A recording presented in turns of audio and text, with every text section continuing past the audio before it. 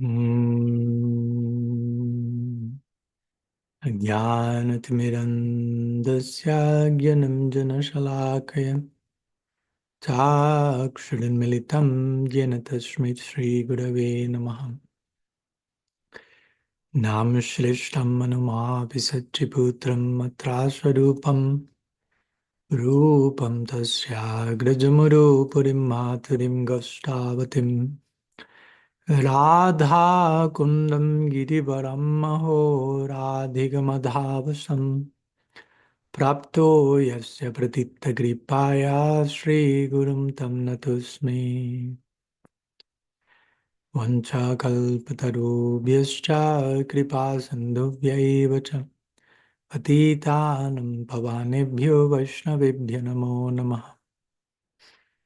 निखिलाश्रुतिमौलिरत्नमालयति निराजितापदपङ्कजन्त आजीमुक्तकुलैरुपश्यामनं परितस्त्वं हरिणं संश्रयामि। अनार्यपितचरीं चिरात् करुणयावतीर्णा कलहं समार्पयितुमुन्नतोज्ज्वलरासं सुभक्तिश्रियम् हरिपुरतसुन्दराद्युतिकदम्बसन्दीपितः सदा हृदये खन्दरे स्फुरतो वासचिनन्दनः। जानुलम्बिता भुजो कनकावदातो कीर्तनैकपितरो कमलायतक्षु विश्वम्भरो द्व्यावरो जुगधर्मपालो वन्दे जगत्प्रियकरो करुणावतारो लादिनीशक्तिस्वरूपाय गौरङ्गसुहृदाय च भक्तशक्तिप्रदनाय गदाधर नमस्तुते। हे कृष्णकरुणा सिन्धु दीनबन्धो जगत्पते गोपेश गोपिकान्त राधाकान्त नमोस्तुते। राधे वृन्दवनादिशे करुणामृतवाहिनि कृपया निजपादब्जादस्यन्मह्यं प्रदीयतम्। भक्त्या विहीनाय अपराधलक्षाय क्षिप्तश्चागमादितरङ्गमाद्य कृपामयि त्वं शरणं प्रपन्नं वृन्दे नमस्ते चरणारविन्दम्। वृन्दे नमस्ते चरणारविन्दम्। श्री सच्चिदानंद गौर हरि की जय। श्री हरिनाम प्रभु की जय। समवेत भक्त वृंद की जय। गौर प्रेमानंद हरि हरि बोल।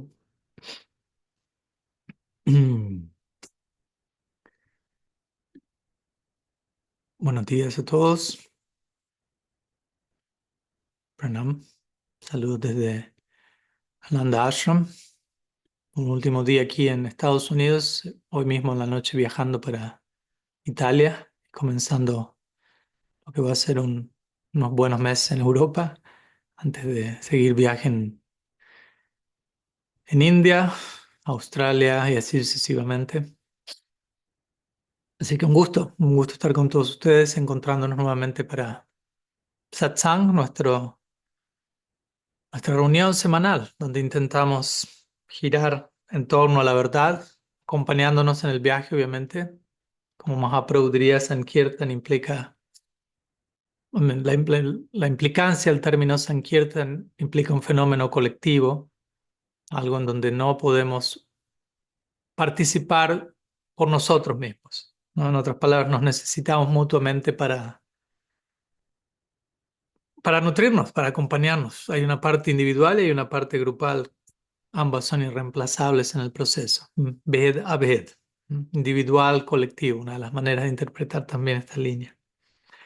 Así que estamos hoy reuniéndonos con esa esperanza de poder tratar de echar luz en el camino, en el viaje, en la experiencia del día a día, nuestra vida, nuestra práctica espiritual, abordando elementos, temas que sean relevantes, que sean necesarios para nuestra etapa del viaje, sin escapismo, sin imitación, sin precipitarnos hacia algo que quizás todavía no es el momento, pero al mismo tiempo sin negarnos a aquello que que ya está golpeando nuestra puerta y es el momento de poderlo aceptar, integrar, confrontar, procesar, comprender lo que fuere. Y cada uno está en su etapa única, del viaje devocional y bueno, es importante tomarnos el tiempo para prestar atención a dónde nos encontramos, ¿m? En el viaje, en el proceso y a qué nos está invitando esta etapa de nuestra vida, esta etapa del viaje. Prestar atención a ello, honrar ello debidamente de la manera más dignificante posible, pongámoslo de esa manera. Y de esa manera seguir avanzando y seguir acercándonos más y más a que implica una relación de amor con el Ser Supremo y con todo aquello que existe en conexión con el Ser Supremo, que es todo. Entonces, que implica amar cada vez más y mejor. Y no hay un punto final de desarrollo en este proceso. Así que en eso estamos, en ese intento estamos. Y para mí es una fortuna, un honor poder compartir con cada uno de ustedes este momento también. Así que en ese marco, en ese contexto, si tienen alguna pregunta, si tienen algún tema, algo que quieran presentar, compartir, alguna experiencia que, que es relevante en esta etapa de su proceso, preguntas, dudas que tengan. Por el momento veo, ok, acabo de ver una mano alzada de Paul, así que vamos a ir allí en un momento y bueno, si alguien tiene lo que sea, como sabemos siempre, alguna pregunta o algo que uno necesite traer a la asamblea, por decirlo así, a la mesa, compartir un tema que deseamos explorar más en detalle. Vamos a ir con Paul now, pero luego, si hay algunos otros temas, más que invitados, sea alzando su mano digital o enviándola por mensaje privado, no hay problema. Así que, Paul, invitado si deseas activar el micrófono y presentar tu ofrenda. Hola, buenos días a todos, reverencias. Estaba leyendo una parte de su libro en el capítulo 3 nomás, aumentando mi lealtad al criticar mi propia tradición, y hay una partecita que me gustaría pedirle que por favor, si se puede extender un poco, y Claro. con relación a esta frase. El amor comienza en la lucha con la imperfección, mostrando profundo cuidado y preocupación en abordar las cosas de las que aquellos a quienes amamos necesitan tomar conciencia. Ujú. Esto porque he estado compartiendo más directamente con mi familia, con mis padres específicamente, y siento que a veces no puedo fijarme en los demás sin antes fijarme en mí mismo, pero me llama mucho la atención esto de mostrar profundo cuidado y preocupación en abordar las cosas que a quienes amamos necesiten tomar conciencia, cómo servir de una manera adecuada. Mm, bueno, gracias. Gracias, Paul, por la pregunta. Entonces es un extracto de mi segundo libro, Personalismo Radical, donde, de vuelta, el marco de esa oración que me presentas y a la cual me invitas a compartir algunas ideas es, como tú dices, el nombre del capítulo es como aumentar mi lealtad a mi propia tradición al criticar a mi propia tradición, lo cual puede sonar un tanto contradictorio, paradójico, ¿no? Si yo critico a alguien o a una tradición espiritual a la cual pertenezco, cómo eso va a ser un símbolo de lealtad. Para muchas personas eso implica que estás perdiendo tu fe, eso implica que estás a punto de abandonar la tradición, porque si eres realmente tienes fe y eres miembro, no hay nada que criticar y todo es para elogiar y uno solamente puede ver cosas buenas. Pero yendo a un plano real, realista, sabemos que no es así. Mm.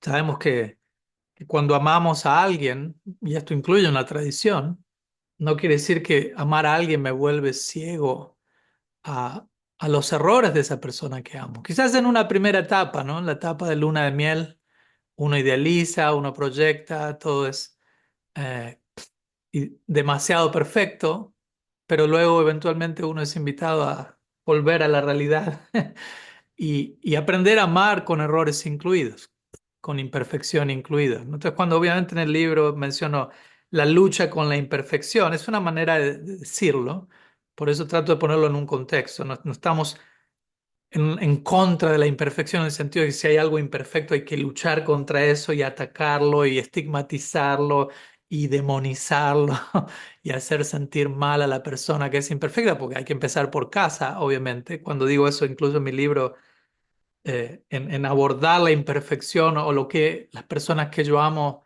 quizás en mi opinión, en mi visión, necesitan trabajar.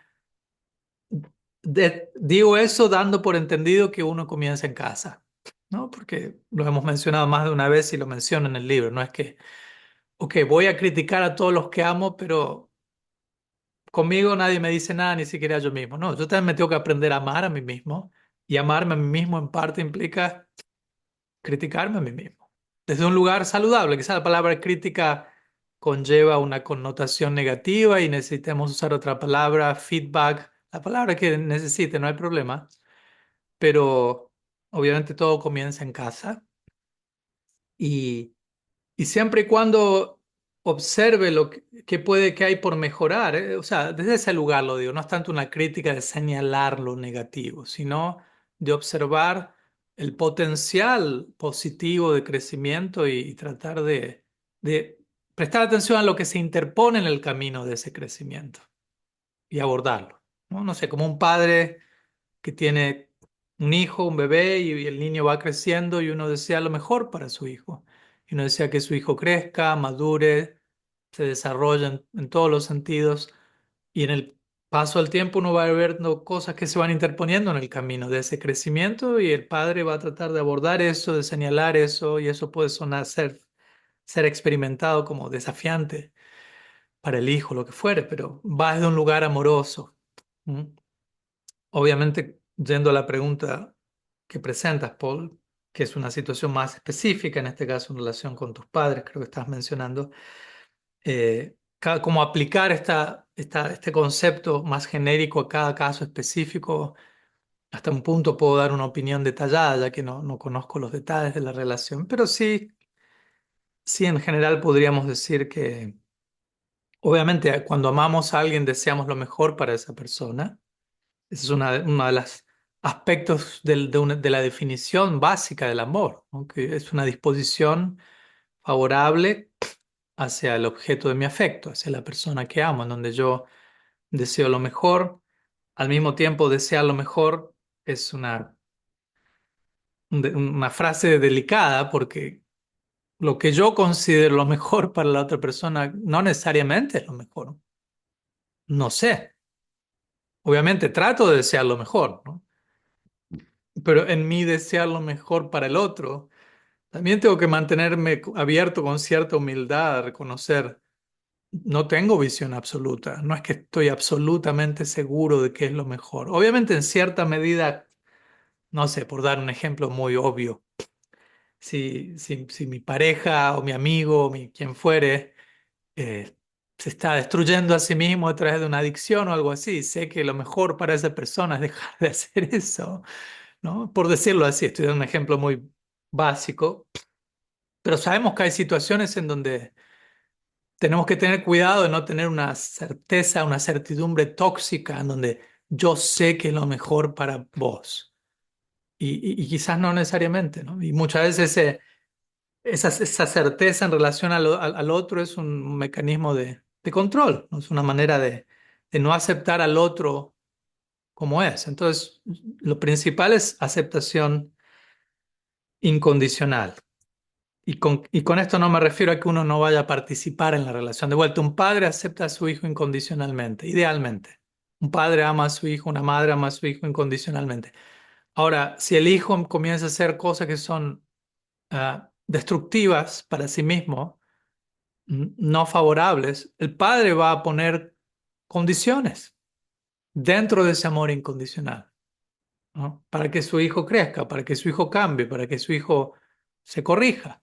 No quiere decir que el padre o la madre dejaron de querer a su hijo, ¿no? Y si el hijo se vuelve un criminal absoluto, vamos a un ejemplo extremo, ¿no? Una persona peligrosa socialmente, quizá el padre o la madre va a tener que tomar cierta distancia de esa relación, lo cual no quiere decir que esa persona haya dejado de amar a su hijo. ¿Me explico? Entonces, es complejo, dependiendo cada relación, cómo nos relacionamos con el otro, pero a lo que voy con esto es que en el nombre del amor a alguien, el punto y el marco en el contexto en el que dije lo que dije en mi libro es, ok, yo soy parte de una tradición, en este caso conocida como Gaudiya Vaishnavismo. Yo amo a mi tradición, o al menos esa es la aspiración. En el marco de amar a mi tradición, el amor no necesariamente se va a expresar únicamente por una adhesión ciega a todo lo que ocurre dentro del marco de esa tradición, ¿no? Ese era el punto central original, ¿no? No es que en el nombre de la fe y de la lealtad hago oídos sordos como los tres monos, ¿no? No veo nada, no escucho nada, no digo nada, porque soy muy fiel a mi tradición. No, muchas veces por hacer eso no estoy siendo fiel, no estoy participando como se espera, como se necesita. Muchas veces necesito ver ciertas cosas, escuchar ciertas cosas, hablar ciertas cosas en servicio a esa tradición debido al afecto que tengo por esa tradición. Entonces lo mismo se traslada a una relación, ya que participar en una tradición es un tipo de relación.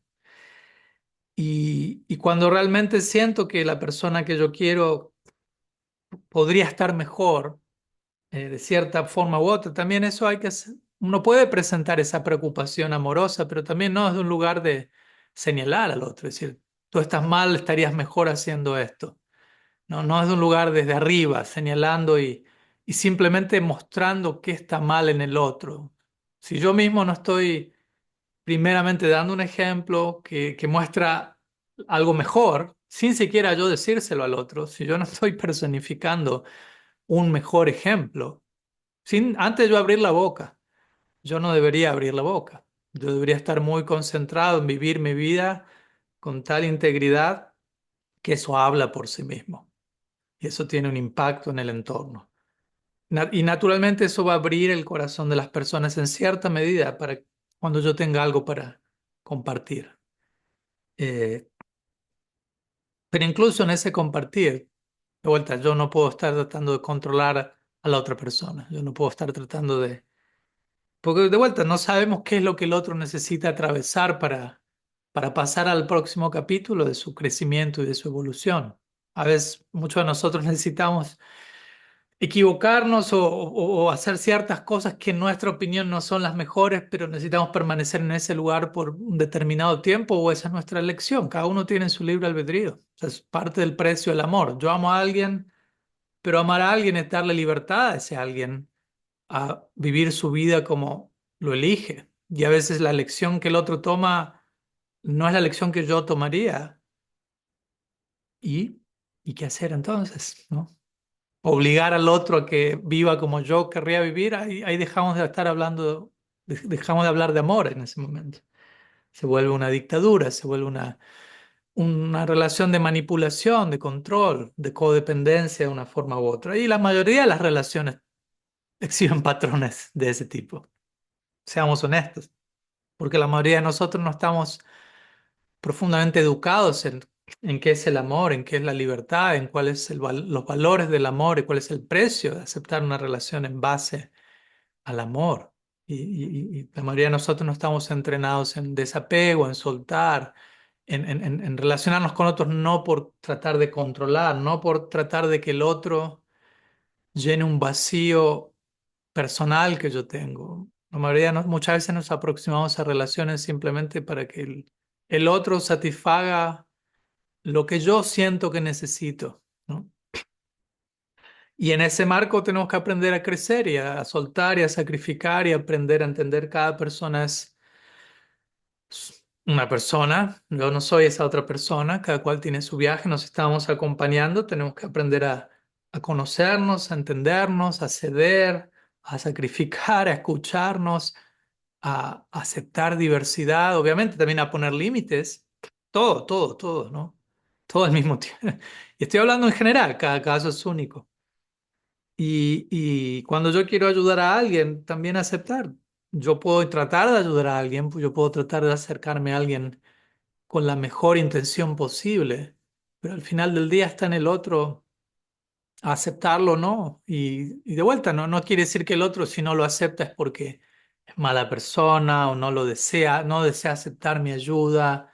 Simplemente quizá la otra persona solamente puede, en este momento puede llegar a ver una determinada parte de la realidad, así como nosotros estamos viendo una determinada parte de la realidad. No olvidemos que lo que pensamos del otro quizás se aplica a nosotros también en cierta medida. Uno puede estar relacionado con alguien y pensar, "Uy, pero ¿por qué mis padres no pueden ver lo que les quiero dar, no pueden ver lo que es mejor para ellos? Pero alguien más iluminado que nosotros puede estar pensando, puede tranquilamente decir lo mismo en relación a uno. Y así sucesivamente, y podemos estar señalándonos unos a otros, y al final del día eso es un ejercicio agotador, ¿no? Entonces, es importante que a la hora de relacionarnos con uno con otro lo hagamos con compasión, ¿m? Con comprensión, con paciencia y entender, tratar de dar ese beneficio de la duda. Probablemente el otro está tratando de hacer lo que considera mejor en sus capacidades, pero cada cual tiene sus capacidades, cada cual tiene su nivel de visión y de aceptación y el otro esa persona está haciendo lo mejor que puede, quizás, al menos tenemos que abrirnos a esa posibilidad dentro de sus capacidades. ¿No? Como siempre recuerdo habiendo hablado con una hermana espiritual mía hace años y ella me contaba cómo su padre cuando ella era niña por momentos ejerció violencia física hacia ella en el marco de disciplinarla como una hija recta, digámoslo así, en la concepción de qué es disciplinar y educar y que sus hijos sean buenos hijos, ¿no? Y obviamente ella me decía, no fue lo más saludable mirando hacia atrás, pero pude apreciar que su intención realmente era buena, no había una mala intención, había una preocupación de que sus hijas fueran buenas hijas y viendo de cómo el padre de mi padre lo trató a él, que fue muchísimo más disfuncional, puedo apreciar cómo mi papá trató de mejorar la versión que él recibió, pero dentro de las herramientas que él tenía también. ¿Me explico? O sea, no, con esto no estamos validando la violencia física, simplemente estamos diciendo muchas veces el ser humano opera con las herramientas que tiene e incluso tratando de sumar nuevas herramientas a las que uno recibió de sus ancestros, digámoslo así, tratando de mejorar esa versión, lo cual no quiere decir es la versión última, más perfecta, más refinada, pero hay un espacio para valorar eso, ¿no? En lugar de uno como la siguiente generación mirar hacia atrás y decir, pero ¿por qué mis padres fueron así? Y de vuelta, estoy hablando en general, ¿no? Sé que hay casos y situaciones específicas de abuso, de trauma, no estoy aquí justificando nada. Pero en términos generales sabemos que muchas de estas cosas se traspasan en una forma de parampará, ¿no? Somos un subproducto del medio ambiente y, y es importante de alguna u otra manera dar lugar a la gratitud, ¿no? Por ejemplo, en relación con los padres, aunque uno pueda ver al mismo tiempo carencias, ausencia, en muchos casos violencia, de diferentes formas, abuso en ciertos casos, trauma. De vuelta, yo no soy alguien vamos a negar todo eso. No, pero cuidémonos de no solamente hacer zoom en esa dirección y perder de vista otros elementos que también son parte de la ecuación. Un ser humano frágil, quizás también traumatizado, tratando de lidiar con su propio trauma, de mejorar algo, y está en nosotros ahora mejorar lo que uno recibió.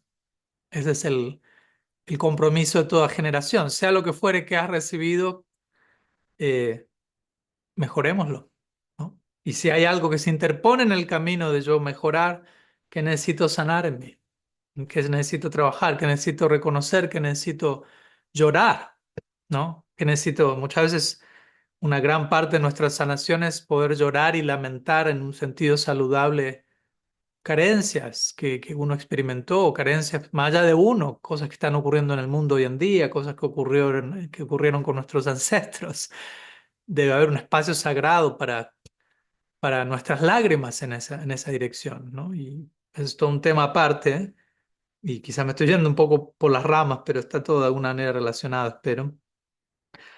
Entonces, básicamente eso, Paul, volviendo a tu pregunta, sí, si uno observa cosas que uno siente que pueden ser mejoradas, empezar enseñando con el ejemplo de uno silenciosamente, siempre el ejemplo habla más fuerte que mil palabras, y si en algún momento se da la oportunidad de una conversación, lo que sea que uno presente, que sea de un lugar de bienquerencia, que no sea una proyección de uno sobre el otro, que vaya con la mejor intención hacia la persona que le comparto y en donde yo me comprometo a acompañar a la otra persona, si la otra persona está dispuesta a aceptar lo que le estoy compartiendo, yo me comprometo a acompañar a esa persona en su proceso de cambiar lo que tiene que cambiar, ¿no? No es simplemente yo vengo aquí y le digo, no sé, Avatari, personalmente siento que con la mejor intención, creo que no es una proyección mía, que este elemento, por dar un ejemplo, estoy dando un ejemplo hipotético, nada personalizado aquí. Este elemento, cómo reaccionas en tal circunstancia, sería bueno trabajarlo. Si yo me atrevo a abrir mi boca y lanzar eso a la otra persona, yo luego diría, y yo me comprometo a acompañarte en el proceso de tu trabajar sobre eso. Aunque hay una parte que te toca a ti, por el hecho de yo estar abriendo mi boca y señalándolo, también me estoy comprometiendo en el viaje de esa persona a trabajar eso. Entonces, todos esos elementos tienen que estar en uno para que lo que uno realmente ofrezca sea verdaderamente constructivo. ¿Mm? Y como digo, soltar y permitirle al otro también decir, no, no estoy de acuerdo, no lo veo, no lo siento, etcétera. Y uno aprender a apreciar y ser grato y querer a esa persona pese a que no estemos de acuerdo, pese a lo que fuere, así como uno mismo está siendo querido y amado por empezar incondicionalmente por Krishna, pese a tantas cosas, ¿no? Y como digo siempre, no es fácil. No he usado la palabra fácil ni una sola vez y no la voy a estar usando probablemente en toda la clase. Únicamente uso la palabra fácil para decir que lo que estoy diciendo no es fácil. Pero tampoco es imposible. Es siempre el punto medio que necesitamos para desafiarnos a crecer, acomodar, a ser más amorosos. Más amoroso implica aprender a acomodar diversidad, paradoja. ¿Mm? Y todo comienza en casa, como dije, ¿no? Antes de dedicar tiempo a qué está pasando alrededor mío, fuera de mí,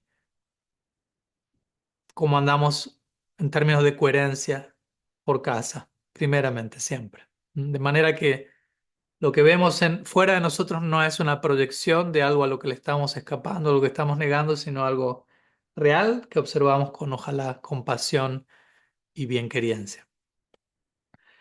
Algunas ideas, Paul. Espero que sume. Gracias por la pregunta. Muchas gracias, sí, me quedo con comenzar por uno mismo, amar con errores y compromiso. Muchas gracias. No, un gusto. Y de vuelta, todas estas son palabras, son ideas, conceptos, pero luego hay que traducirlos en el día a día, ¿no? En la práctica, en nuestra relación. Es una práctica continua que se va refinando, que se va refinando. Bien. Juan Manuel tiene una segunda pregunta, pero antes de ir a Juan Manuel, como estamos haciendo las últimas semanas, vamos a invitarlos por un momento a nuestros salones más privados, donde vamos a estar compartiendo durante algunos minutos justamente en relación a lo que estuvimos hablando, ¿no? ¿Qué sentimientos, qué pensamientos, qué ideas sienten necesarias de compartir en términos a ofrecer crítica constructiva, ver imperfección, qué es imperfección en uno, en el otro, si desean compartir algún testimonio personal, una experiencia, lo que sea que deseen compartir? Voy a poner pausa. Bien, bienvenidos de regreso, esperando que hayan tenido un buen compartir. Y bueno, pasamos a la siguiente pregunta, que es de Juan Manuel Oviedo. Juan Manuel, si quieres activar tu micrófono y compartirnos lo que deseas compartir el día de hoy. Hare Krishna Maharaj, ¿ahí me escuchan bien? Ahí ahora sí, sí. Hare Krishna, buenos días para ti y para todos. Qué gusto, de verdad, estar acá compartiendo con ustedes. Inmensamente agradecido por proporcionar estos espacios que enriquecen, que inspiran y bueno, que nutren el alma. Y te quería preguntar como algunas recomendaciones, sobre todo cuando vienen esas, cuando hay almas que deciden como que eligen venir a este mundo, a este plano, o que han sido elegidas para bajar, digamos, bajo la custodia de nosotros como ese guardianaje, es decir, esos hijos que vienen al mundo, como que, como lo decías ahorita, uno se asoma a este mundo y siente muchas cosas, pues lindas, pero también estremecedoras. Entonces Ujú. quería como preguntarte, pedirte alguna inspiración, algunas recomendaciones, como cuando llega ese ser al mundo, algún rezo o alguna ceremonia que compartan en la tradición, o simplemente cómo hacerlo para llenarlo de ese amor, pues de Krishna, aparte del ejemplo que nos has venido predicando siempre. ¿Cómo es ese primer abordaje cuando él sale de ese vientre y decide, digamos, reencarnar en este mundo? ¿Cómo le podemos dar una bienvenida amorosa y pues llena de amor? Mm.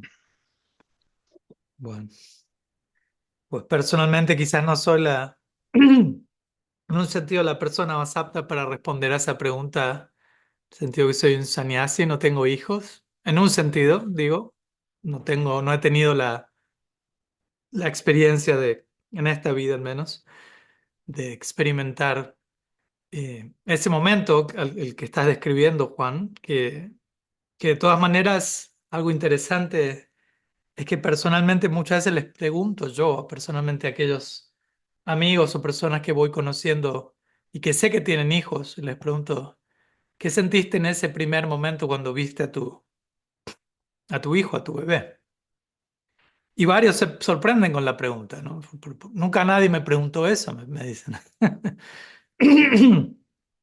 Y bueno, obviamente pregunto desde un lugar de curiosidad también, porque personalmente no he tenido esa experiencia en esta vida y no planeo tenerla. Aunque en otra manera uno la tiene continuamente, ¿no? En un sentido, el contemplar el renacimiento interno de uno o de otras personas y muerte, nacimiento no es algo que ocurre solamente en la partida oficial de este cuerpo, sino en el día a día estamos cambiando, eh, descartando una piel nueva y tomando una nueva, como la serpiente, por decirlo así. Es un proceso continuo. Pero yendo a tu pregunta puntual, obviamente varias cosas vienen a la mente. Una de ellas sería obviamente no esperar al momento en el que esa alma aparece fuera del vientre para decir, bueno, ¿qué hacemos ahora? No, o seamos amorosos a partir de ahora, sino es previo a eso, ¿no? Previo a eso, en todo momento, tratar de tomar conciencia y responsabilidad. Y sé que puede ser algo aterrorizador en cierta medida, como tú dices, no solamente decir, bueno, esta alma está siendo invitada a este mundo y este mundo es paradójico en el sentido que hay armonía y belleza, hay tantas cosas increíbles, pero también hay cosas, hay mucho sufrimiento, hay mucho conflicto, hay muchas cosas de las cuales uno puede genuinamente estar preocupado como un padre, ¿no? Cómo educo a mi hijo, cuál va a ser las influencias del entorno y al mismo tiempo tantas cosas increíbles y hermosas y obviamente considero que es importante para un padre, y de vuelta no quiero sonar arrogante diciendo, pero usted está dando consejos a los padres, usted no es padre. De vuelta, por eso comencé diciendo, en cierta medida reconozco que hay cierta área de experiencia que no tengo y desde ese lugar obviamente cada cual está abierto a recibir ese conocimiento, esa experiencia de otras personas, pero dentro de lo que puedo decir, creo que es importante como padre, y a mi manera me toca ser mentor, padre espiritual de alguna forma u otra, es importante tener esa base de aceptación, ¿no? De poder integrar y aceptar todo lo que hay en este mundo, no tener un hijo pensando todo es exclusivamente aterrorizador y malo y peligroso, porque eso puede ser, y para un padre, por lo que he escuchado de padres biológicos, generalmente la psicología del padre muchas veces va hacia qué es lo peor que podría pasar y estar preocupado por su hijo de que le pase eso, ¿no? Entonces uno tiene que también balancear esa tendencia, porque eso puede ser too much, demasiado, con todo lo hermoso, con todo lo bello, y siempre lo hermoso y lo bello y el amor divino es más poderoso que todo lo otro. Y creo que eso es importante también, ¿no? Sí, aceptamos la pérdida, el dolor, el sufrimiento, lo temporal de tantas cosas, aceptarlo, integrarlo, volverlo parte, ¿no? No estar en negación de esa parte en el nombre del amor. O muchas veces pensamos, el amor es solamente todo lindo, todo positivo, todo sonrisa, todo quillae, todo color de rosa, pero no. El amor toma diferentes formas y si hay verdadero amor, también el amor va a estar allí, en la pérdida, en la traición, en el sufrimiento, en la tragedia, en el trauma, en el sufrimiento, en el dolor. O sea, todas esas son partes del abanico de experiencias y de emociones que caracterizan a la vida humana. Y uno quiere proveerle a sus hijos una experiencia muy rica, muy amplia de humanidad. No solamente, bueno, seamos solo felices todo el tiempo, ¿no? O el otro extremo, o ningún extremo, ¿no? Sino tratar de ser realistas y como digo, para poder darle eso uno al otro, uno primeramente tiene que estar viviéndolo. En cierta medida, de vuelta, también eso, ¿no? ¿Cómo decirlo? No poner la vara tan alta en el sentido de que uno piense, bueno, no soy perfecto para ser padre. Y de vuelta, obviamente, la pregunta que sigue es, ¿quién es perfecto? Entonces, si alguien esperaría ser perfecto para ser padre, pues probablemente ya no habría hijos en este mundo. Entonces, obviamente tampoco esto quiere decir, me precipito y soy padre sin darle en un segundo pensamiento a todo eso, ¿no? Obviamente sí, tiene que haber cierta aterrizaje, preparación y concientización de la responsabilidad de ese rol, de entender, estoy invitando un alma a este mundo, esa alma va a ser van a ser en una condición muy frágil, muy propensa a ser influenciada profundamente por lo que emane principalmente de sus padres. De vuelta, no para generar neurosis en los padres, pero también para que el padre tome debida responsabilidad de saber, la psicología de esta persona va a ser formada principalmente por lo que recibe de mí. Wow, eso es fuerte, es una responsabilidad grande y no es para tomarlo a la ligera. Por eso digo, no hay que perder de vista eso, porque si realmente queremos darle lo mejor a esa alma, entendamos que lo que emane de nuestro comportamiento es lo que le voy a estar dando a esa persona. Ni siquiera las palabras que diga, porque también uno puede volverse muy experto en tener un discurso amoroso, en cómo se relaciona uno con su hijo, pero ¿qué pasa más allá de las palabras? Eso es lo que principalmente absorbe un niño, ¿no? Entonces, no digo que las palabras no estén allí, pero tienen que estar sustentadas por pensamiento, ¿no? Por lo que está vibrando en mi mundo interno. Entonces, desde ahí digo todo esto como un preludio, ¿no? Como algo preliminar a la invitación a esa alma, que decir, a cuando esa alma nace oficialmente, tratar de ya estar preparando el terreno desde ese lugar. Y ojalá que uno ya viene viviendo de esa manera. No es que, bueno, ahora que voy a tener un hijo, empiezo a volverme una persona coherente. Idealmente uno ya está viviendo de esa manera y tener un hijo es una manera, es un recordatorio intensivo o una manera intensiva de seguir, de vuelta, de profundizar lo que ya venía dándose. ¿Mm? Porque si no, no va a funcionar. Si yo venía viviendo en negro y de repente quiero pasar del negro al blanco porque voy a tener un hijo, probablemente no va a funcionar. Entonces, tiene que ser una continuación orgánica, natural. Y para serte honesto, Juan, personalmente siento que esa es obviamente no estoy en contra de ningún ritual y ninguna ceremonia, y vamos a ir ahí en un momento, pero para mí ese es el mejor ritual, la mejor ceremonia, lo más auspicioso, ¿no? Más allá de un ritual o ceremonia específico que podemos hacer y los podemos hacer y existen en todas las tradiciones, tiene que estar esa intención, esa concientización presente y eso es lo que va a garantizar. eh, el fruto, por decirlo así. No es una cuestión de, ok, voy a hacer la ceremonia voy a pronunciar todos los mantras correctos para que entonces mágicamente todo vaya a funcionar bien en mi rol como padre. Y yo no tengo que preocuparme por ser un ejemplo, pero no digo que obviamente tú estás pidiéndome eso en absoluto, pero a veces podemos caer en eso de, bueno, generemos magia y auspiciosidad y obviamente uno quiere traer bendiciones a un momento especial en la vida de uno. Eso es favorable y siempre hay lugar para eso. Y es lindo sentirse necesitado de bendiciones, ¿no? Es algo saludable. Pero cuidarnos de que eso no se vuelva un tipo de escape a todos esos elementos que uno tiene que proveer en el día a día en el hogar como papá y como mamá. No hay ceremonia o ritual, por decirlo así, que reemplace eso, ¿no? Entonces, simplemente es un complemento, obviamente. ¿Qué es lo mejor que yo puedo dar como padre, como madre? Eso tiene que estar en su lugar. De vuelta, sabiendo que va a haber imperfección, siendo realista, sabiendo que uno va a seguir aprendiendo en el mismo viaje de serlo. Uno puede leerse todos los libros del mundo y tomar todos los seminarios de preparación eh, preparto, por decirlo así, pero luego uno es arrojado allí al agua y ahí es donde uno empieza a nadar, por decirlo así.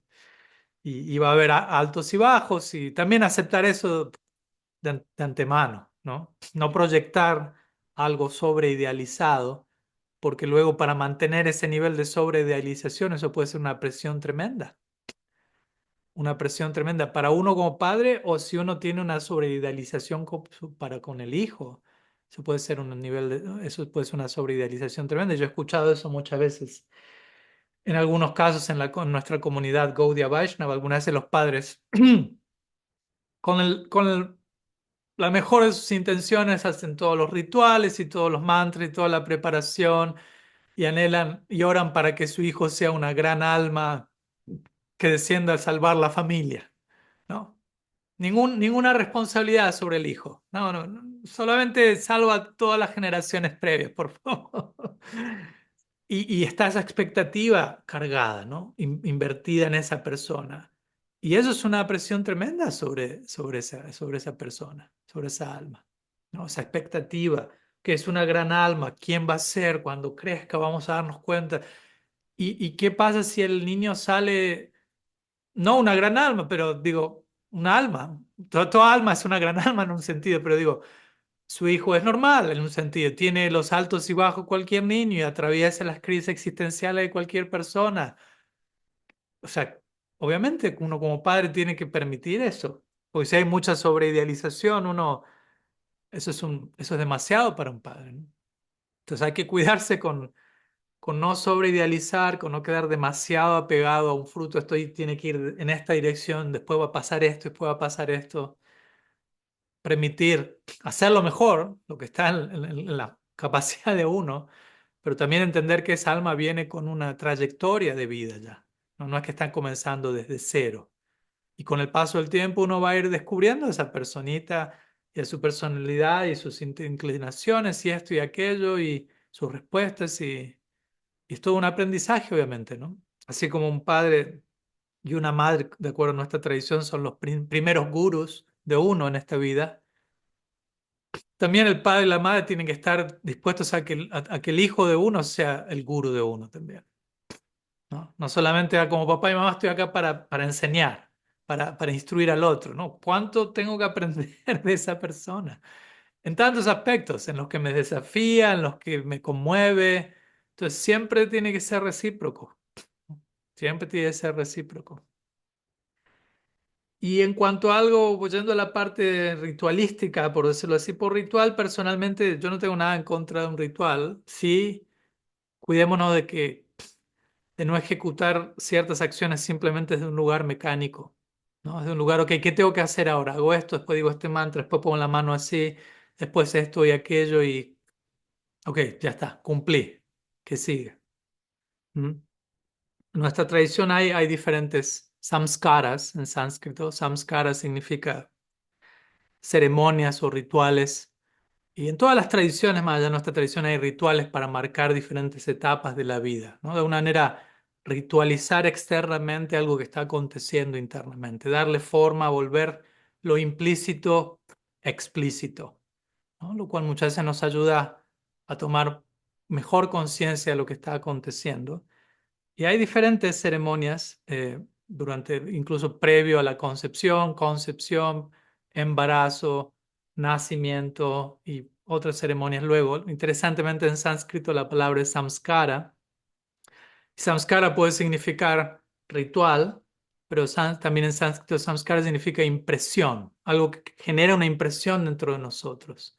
Entonces, la intención del ritual, samskara, es generar samskara, generar una impresión en nosotros, ¿no? Marcarnos desde una manera en donde ese capítulo nos impacta, lo internalizamos, es parte de nosotros y seguimos creciendo. Así como en otras tradiciones hay ritos de iniciación para la transición de niño a hombre o lo que fuere, ¿no? Cosas que ayudan a marcar, ok, hay un antes y un después, hay una entrada a una nueva etapa y es necesario. ¿Mm? Ahora, bien, aquí no voy a describir en detalle cada uno de estos rituales, en todo caso, Juan, pues nos podemos comunicar más personalmente al respecto, pero también algo que personalmente opino, y es mi opinión, no solo la mía, obviamente, es que muchas veces hay espacio para implementar cierta creatividad en algunos rituales, porque también hay rituales que contienen elementos ah, culturales, ¿no? Que hay una relatividad cultural al ritual que muchas veces puede ser no resonar tanto con cada uno de nosotros si provenimos de una cultura, en este caso, diferente a la cultura hindú.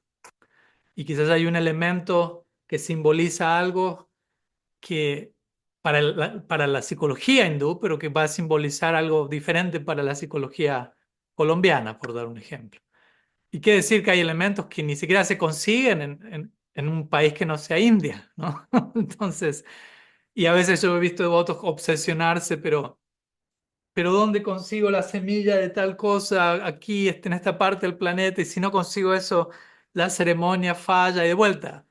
Esa no es la intención del samskara, ¿no? Nos estamos perdiendo de vista la sustancia. Entonces, muchas veces también uno puede generar sus propios rituales, sus propios ritos en base a lo que la situación demanda, lo que uno necesita, que obviamente quizás con guía, con compañía de mayores que nos puedan a asistir en ello, pero también lo que uno sienta que funcione para uno, en este caso para su pareja, por ejemplo, y que ayude como a realmente a invocar la presencia de lo sagrado, porque al final de cuentas un rito, sea el que fuere, tiene que generar ese samskara, ese impacto es una invocación de lo sagrado que está en todas partes, pero volvernos especialmente conscientes de la presencia, de lo divino, de lo sagrado en ese capítulo en particular de mi vida y yo abrirme de una manera especial en ese momento, en ese espacio y tiempo sagrado para recibir bendiciones en base a lo que esté ocurriendo.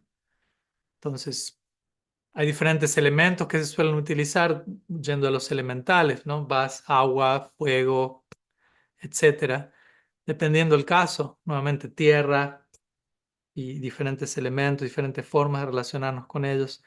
Pero al final de cuentas, como digo, la esencia del ritual, más allá de la forma del ritual, es generar espacio sagrado, ¿no? Un momento, un espacio sagrado, entrar en esa dimensión, abrirme a las bendiciones necesarias, ¿m? Para poder tomar plena responsabilidad en ese nuevo capítulo. Entonces, eso para mí es lo más importante. Si hubo un coco o no, una banana, una lámpara de ghee, un incienso, una guirnalda, para mí todos esos son detalles. Si suman y facilitan, bien. Si no, quizás se pueden estar incluso interponiendo en el camino. Y como digo, todo es un aspecto, pero la parte central es la preparación interna para tratar de aprender, enseñar, no sobreidealizar, estar dispuesto a sacrificarme, tomar responsabilidad, tomar conciencia, sentirme agradecido, aceptar e integrar la complejidad de la vida y de este mundo a la que el hijo de uno va a estar viniendo y aceptarlo, hacer todo sobre una base de aceptación amplia, profunda. Eso es lo que viene en este momento, Juan Manuel. No sé si algo de lo que dije suma.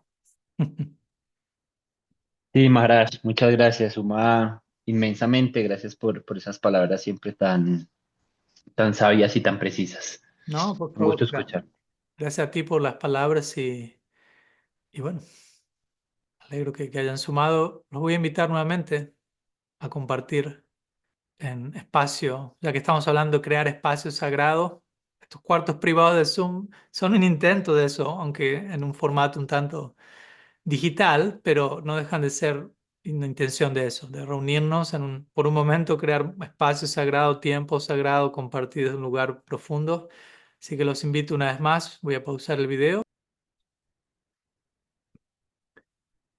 Bien, bienvenidos a todos nuevamente de regreso, esperando que hayan tenido buen compartir. Y bueno, por hoy voy a poner el intercambio a descansar, por decirlo así, ya que me toca alistarme para mi viaje en unas horas hacia Europa. Y antes de que me olvide, esta próxima semana voy a estar en Italia y obviamente no hablo italiano, pero quien va a traducir mis clases habla español. Así que mis clases van a ser dadas al español y traducidas al italiano. A diferencia de los otros lugares donde voy a estar dando mis clases al inglés. Entonces digo esto ¿por qué? Porque si les interesa, obviamente, pues van a poder ver. Quizás no tengo horario fijo de las clases, pero las voy a estar subiendo a diario en mi canal de YouTube. Así que invitados a conectarse. Van a estar al español con traducción al italiano. Y el próximo domingo, aunque voy a estar en una diferente zona horaria, al menos el próximo domingo voy a ser capaz de conectarme al mismo horario de hoy desde Italia.